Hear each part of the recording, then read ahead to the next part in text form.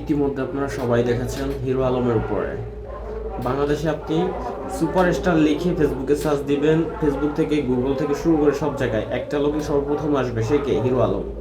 সেই মানুষটার উপরে ব্যতিরিক্তভাবে হামলা, এর তীব্র নিন্দা ও প্রতিবাদ জানাই আমি হিরো আলমের পক্ষে। কারণ বিগত দিনে আমরা দেখেছি হিরো আলম প্রতিবাদ করেছে সব জিনিসের অন্যায়ের বিপক্ষে। এমন একটি সাহসী হিরো আলম, খুবই সাহসী একটি ছেলে। সে ভাগ্য ভালো ভাই, সে একজন অশিক্ষিত মূর্খ ভাই, তার নলেজটা একটু কম আছে। তার আপনাদের ভাগ্য ভালো, সে যদি একটু শিক্ষিত হতো। কিসের ভিপি নূর ভাই? ভিপি নূর তো অলরেডি মাহিয়াফার ট্রাক মার্কা কিন্তু দখল করছে।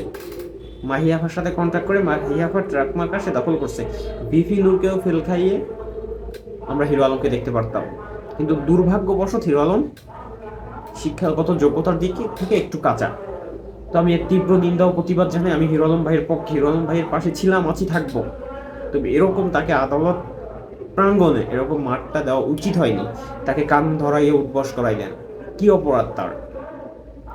আপনাদের কি অপরাধ সেটা আপনারা তাকে বলবেন, আপনারা আইনগতভাবে ব্যবস্থা নেবেন, কিন্তু তার উপর এরকম হামলাটা তীব্র নিন্দা ও প্রতিবাদ জানাই। কিসের দেশ স্বাধীন হয়েছে? 2024 সালে স্বৈরাচার সরকারের আপনারা ঘাবড়াইছেন, ঠিক আছে ভাই, সে অত্যাচার করছে, এখন আপনারা অত্যাচার করতেছেন, এটার কোনো মানে হয় না। এর তীব্র নিন্দা ও প্রতিবাদ জানাই। হিরো আলম ভাই, আপনার ভয় নাই, আমরা আছি লাখো ভাই, ঠিক আছে? তো এখন হিরো আলম ভাই যাই হোক, মারধর খাইছেন সব ভুলে আমরা আপনার জাতীয় সঙ্গীত দেখতে চাই। তো কারা কারা হিরো আলম ভাইয়ের জাতীয় সঙ্গীত দেখতে চান বা জাতীয় সঙ্গীত শুনতে চান, অবশ্যই এই ভিডিওতে কমেন্ট বক্সে জানাবেন। সবাই ভালো থাকবেন, সুস্থ থাকবেন। আসসালামু আলাইকুম, আল্লাহ হাফেজ।